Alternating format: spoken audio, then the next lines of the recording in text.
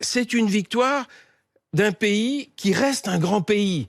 Vous restez un grand pays, assis sur des valeurs, et qui veut... Tout le monde veut une écologie, mais pas violente. Mais alors, aujourd'hui, ceux qui défendaient les ZFE vous diront que la violence, elle se passe ailleurs. Ils rappellent que c'est un outil de santé publique. Est-ce que vous comprenez qu'on puisse voir cette suppression comme un recul pour la santé des habitants des villes? Mais c'est une escroquerie! Mais il faut savoir que, par exemple, les particules fines, ou les moteurs, c'est que 5%. Lundi dernier, j'étais à Orléans. À Orléans, les chiffres sont très très bons. Vous croyez que c'est à cause des ZFE? Non, c'est parce que l'action locale, l'action véritable, ils se sont attaqués à la véritable cause des particules. Qu'est-ce que c'est? C'est le chauffage. Donc ils ont une politique de chauffage urbain.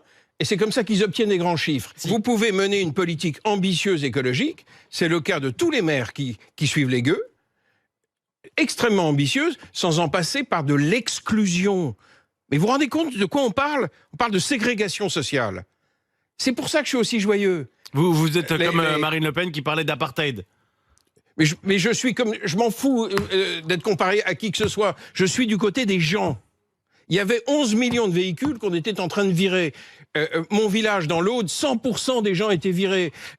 On était en train d'exclure des millions de gens. On était en train de virer les vieilles dames des villes parce qu'elles n'ont pas une petite retraite et qu'elles ne pouvaient pas changer de voiture parce qu'elles n'ont pas accès au crédit, par exemple. On était en train de commettre une ignominie. On va construire une politique écologique ambitieuse, pas venant du haut des crânes d'œufs qui arrivent avec des mesures complètement délirantes. On va le faire à partir des gens qui agissent en bas.